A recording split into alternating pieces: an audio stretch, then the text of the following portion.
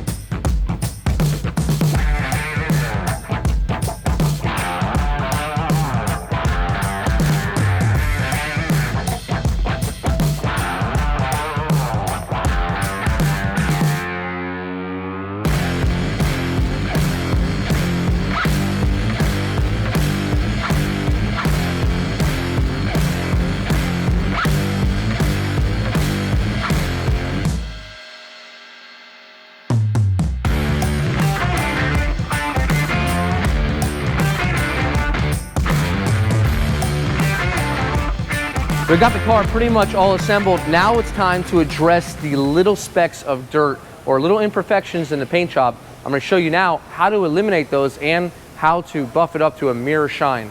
Now if we take a look, we can see I marked these little areas with a little bit of sandpaper, and these are little imperfections or little pieces of dirt that just fall in the paint, and sometimes you'll get them, but it's no problem. It's very easy to get them out. To get them out, I'm going to be using this little block and 1200 grit, which is toll cut. It's very simple. They're little sheets of paper and they go right onto the block like that. What you do is you bring it right over to your dust nib. You give it a little bit of sanding. Now once you start to sand it, you can see that the dust nib is starting to flatten out. And what you'll do is you're going to stop once it's completely flattened out. We can see here it's all flat. We're good there. 1200 is a very good grit. It's not too aggressive, but it's aggressive enough that it will cut it flat without having to be there all day. If you don't cut it flat, it's gonna look like a little rounded booger once you go to polish it, and you'll be able to spot it right away. That one's good right there. Moving along, we can see we just have a few here and there, so we'll just cut them out. Now you can do this with 2000 grit and the sander, but again, if you're not using something firm and dense like this little block right here, I cannot assure you that they are going to be flat. Now the rest of the hood looks pretty good, so we don't need to go over the whole entire hood. Basically, all we really need to do is just remove these little spots. If this whole entire hood had orange peel everywhere, then we would cut down the whole entire hood. In this case, I would say it looks pretty good. Over here on the fender, I got a few pieces of dirt. You can start to identify them once you start to sand it down. You can really see that, hey, this is the area. Now sometimes the block will not fit perfectly because of the contour, and they make different blocks, but I find it's easier just to take your hand and your finger and just glide over those areas And this is aggressive enough that it will just cut them right down. And that's all you'll need. You'll know when to stop sanding once you see that these little heads of the top of the nib are gone. So they're not gone yet. But right now you can see that they completely have flattened out into the existing clear. And that is how you remove it initially with 1200. Now I'm gonna show you how to refine that. We can't buff that alone. We're gonna refine it now with a 2000 grit. Next up, we're gonna be using a 3-inch paper and our 3-inch sander. The idea is to keep it as small as possible. If we don't need to buff the whole hood, let's not. Let's not waste time. Let's not take off material. For something just like this, we'll use a low speed, and basically all we're looking to do is to refine a 1200 grit. So when it looks something just like that, we are good. We'll go over our other areas.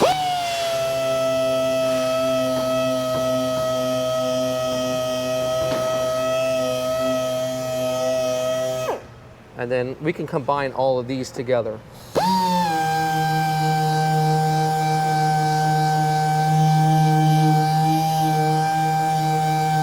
Now, if you're concerned that there might be a flat spot, you're not gonna see it. This is not gonna completely cut it flat. 2000 just will not do that. It's just looking to refine the scratch.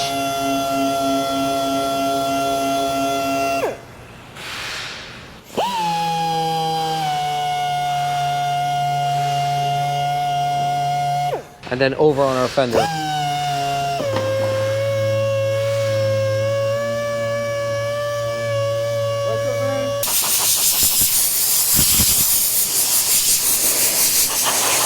Now we're going to step up to a 3000 Buflex. Now this is a 6-inch paper, so it's going to cover a little bit more area, and that is okay because we want to go just a little bit bigger than our 2000 area. And we have our 3000 ready to go.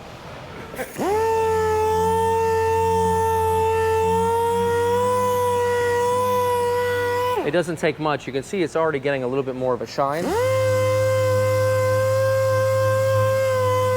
And then we could connect these two areas.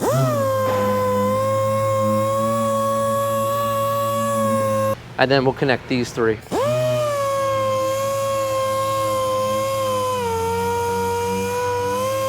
All right, so now it's gonna look more even when it's buffed. Now we're gonna be using an 8000 Trizact. We're taking it to another level here. This is gonna make it much easier for our one-step polish. So we'll use this with a little bit of water. So we'll spray a little bit on our areas and a little bit on our pad. Then we'll just work the same area.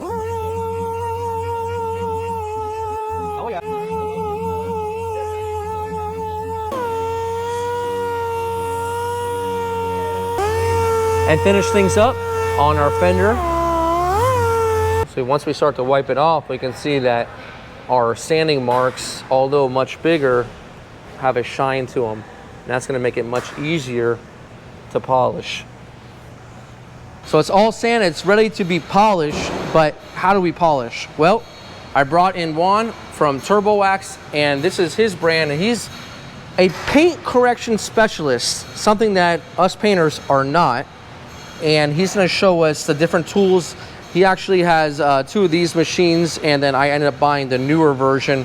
Juan, tell me what we need to do to get this job done. All right, well, first, thank you for having me here. It's phenomenal. So, okay, we can go about this in a different ways. We can go old school with a rotary machine. The rotary machine is a much heavier machine that people tend to use wool pads and foam pads and so on. We have moved to the orbitals. The orbitals, the difference between them two is how they move, okay? And what we like about this newer machine is that they are lightweight and they're easy to maneuver. So you could go about it either way, but we prefer this way. Here we have a Ruiz machine. It's a very small one for very tight spots. You know, you use a small pad. It's the Bigfoot, the hybrid. And then we have what we call the G8, I believe. This is the older version. It's from Griot's Garage. They have a phenomenal warranty. They work very well, and they get the job done, lightweight. And so this is for a small 4-inch pad. Then we move to the other one, the G15, and I believe you got the 21, which is after mine. Right. And then this is the new version of the G8. So they're all pretty much on the same family. You just happen to have the newer models. The newer models are more compact, they feel a lot better, they vibrate less, and they're very affordable, and they will get the job done. And ever since I've been using these, they're random orbital polishers, my paint work has been much better because I do good paint work, but then when it comes to buffing, it looks like the worst paint job. Right. And I had a job that I was really, you know, struggling with, and Juan came and helped me because the rotary is leaving a lot of buffing trails. That's right. And I'm sure that if I really knew how to use it properly, 100%, I wouldn't get those. But this kind of eliminates that factor, you know, so. Yeah, so you could go either way, you know, for your viewers out there, they might be old school. There's nothing wrong with that. We just a little lazy and old, you know, and even if you go with this type of machine, we have a wool pad that you could put, and you will go through the same process. You have to go behind with something to remove the marks. In all honesty, the wool pad is probably the fastest way to cut what you want. Right. However, behind that, there's a series of steps. Right. And there's a lot of work to get done to the finish that we want if we go that route. Well, you introduced me to a one-step component, and I don't believe in those. I don't think there's anything that actually works until I started using this.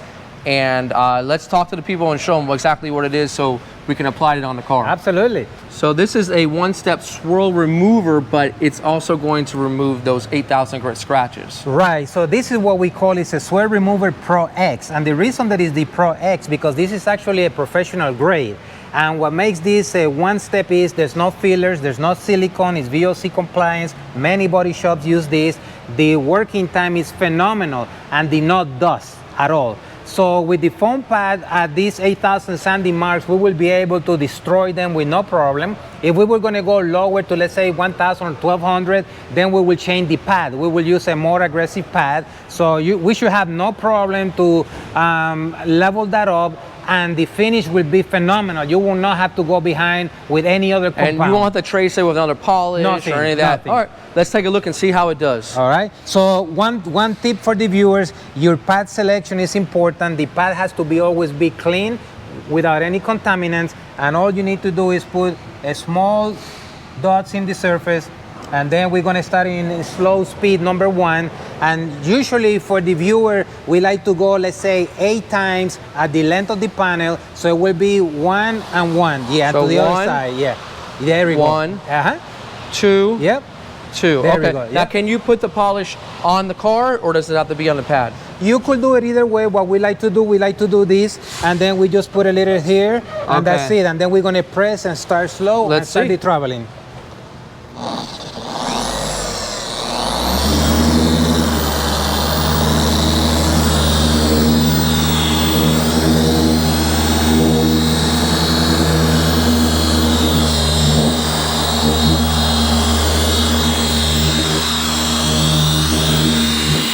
Already.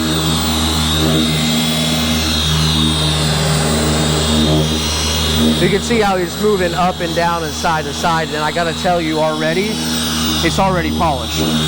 I'm looking at it right now in real time. It's completely already polished, just like that.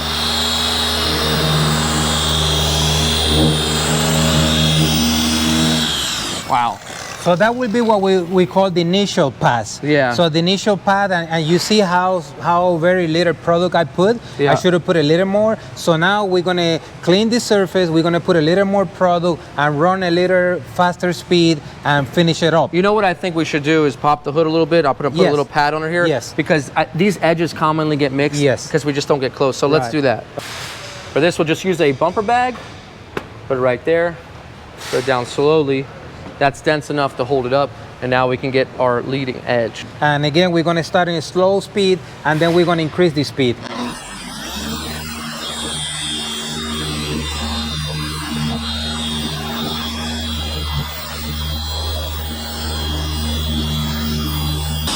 So this is what I want to show you guys. Check this out. Do you see any dust? Do you see any sling all over? Usually with like the compounds and everything, I put paper and everything here. This is such a clean product. Is it water-based? Yes. So water-based, and so that means it's gonna wipe off a lot easier. Yes. And cleaner, so it's not gonna get dried up. Look at that. This looks phenomenal. And it has, show us the light. Does it, you guys wanna get one of these sunlight guns? Yeah, you can buy this in Amazon. I use this in the paint booth all the time. Yeah. Look at this. This is gonna show you, does it have any buffer trails? Does it have any marks? And with this machine, you just don't get them. You just don't find them. So I guess we'll attack these couple other areas. All right, let's do it and up. then we'll see what else the car has to offer us. So let's get the hood all shined up.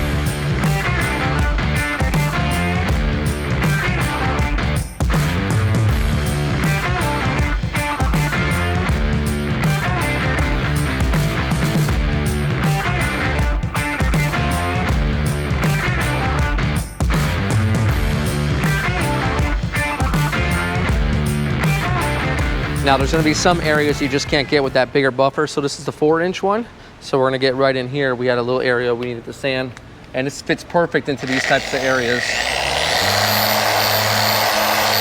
An area right here that we took up to 8,000. And I like this because it just localizes the area.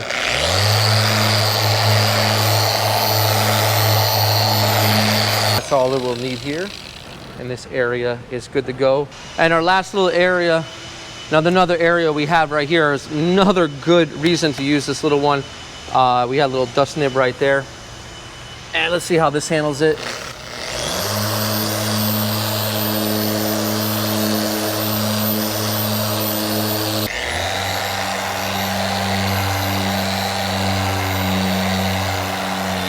Now, if you're asking and wondering how much time, probably about a good minute or so to sand out a nib like that, and then polish it, another minute, so about 3 minutes total on something just like that. And it's done, you don't have to look at it again. And the last spot we have right here, Juan has the 4-inch pad, and he's just working this small area. We're not worried about taping anything off because it doesn't have any sling or anything like that, and it's not aggressive enough. And we got the last part here all buffed up. This thing is looking phenomenal. I always learn something when Juan stops by from Turbo Wax. Thanks for coming by, man. I really appreciate you always giving me a lesson. We'll put your products in the description so the guys can go ahead and try them out and get awesome results just like this. Well, we still have a little bit more to do on this car. We're gonna change up the wheels and some more things to assemble on here. So let's get rolling.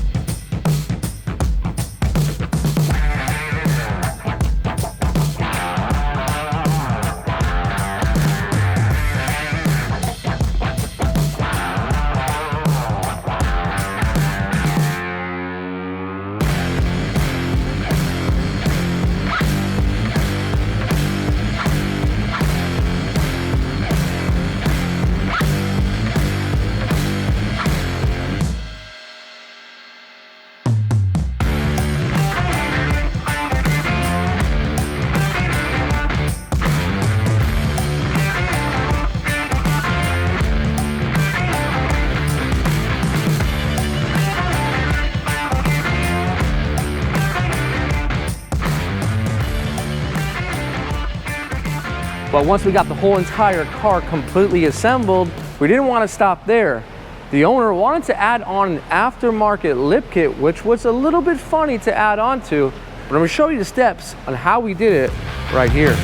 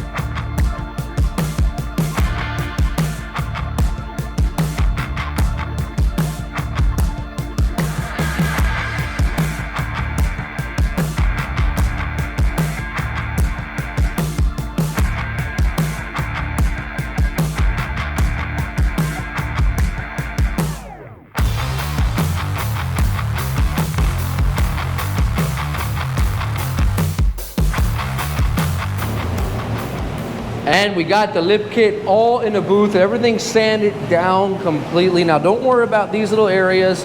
Where sealer goes on it, it won't be a problem as well. Now there's a little bit of a bend here, but once we get it onto the car, we'll use a little bit of heat. Now over here on the rear lip, this portion is all gonna be matte black, but we're gonna go ahead and seal the whole bumper base and clear it, and then we'll do the black after. We have over here Mario's paint class. He's gonna do all of the painting for us. I'm gonna take you guys into the mixing booth. I'm gonna show you how to mix up the sealer, and then we're gonna pass it over to Mario, and he's gonna go ahead and finish this thing up. And just like the primer, we're gonna be using the Flex agent. It's very important to get this Flex agent into the undercoats, otherwise it can crack when you're going to put it on or if it gets hit again. Now this is a sealer, so it's mixed up a little bit different, so it will mix up with the sealer hardener instead of the primer activator and primer hardener. Mario's ready to go. He's got a sealer. He's gonna put down probably a coat, maybe 2 coats if we need to. First thing you're gonna do is tack it off. Make sure any last lint or debris is off of the surface. You're gonna be using the technical base coat gun. Even though it's a base coat gun, you can still use it for sealer. So he'll do this to all of the parts. You can see him going around. Once they're all tacked, we're ready now. Spray some sealer.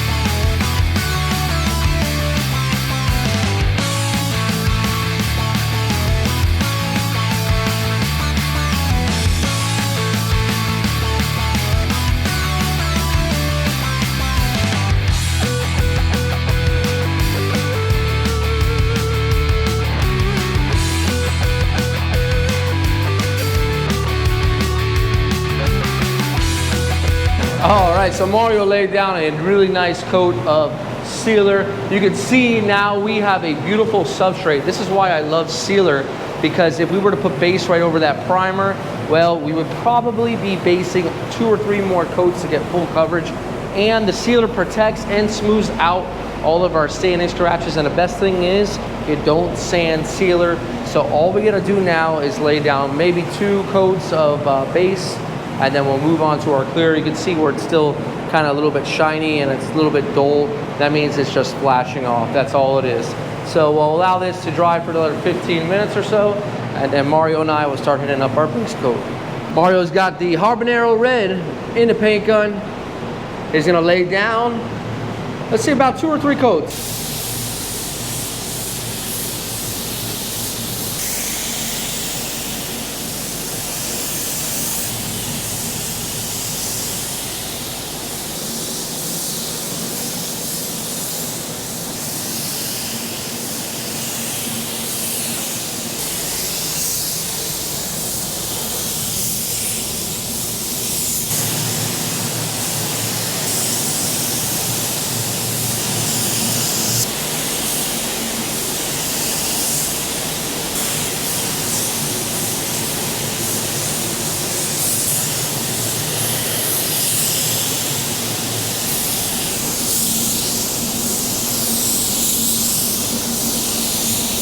First coat is down, looking really, really good.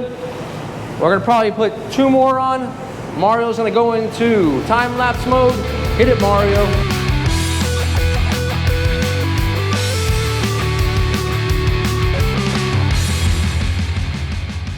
After 25 minutes, allowing that base to flash, you can see we're totally ready and good to go. We got our clear mixed up just the same way. We flexed it up as well. Mario's paint class is ready to lay it down once again. We're gonna knock down 2 coats, so let's get clearing.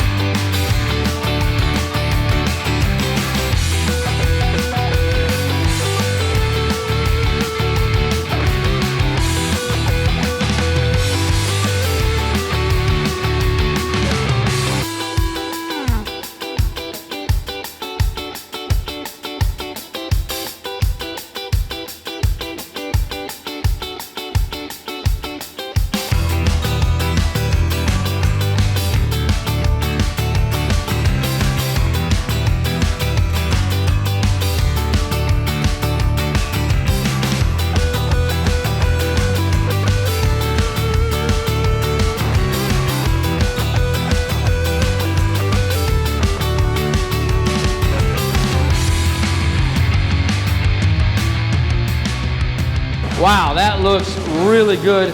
Special thanks to Mario from Mario's paint class. Make sure you subscribe to his page. A lot of great information and perspective. So where do we go from here? We'll let this dry and then we'll start popping this on the car and see how it looks.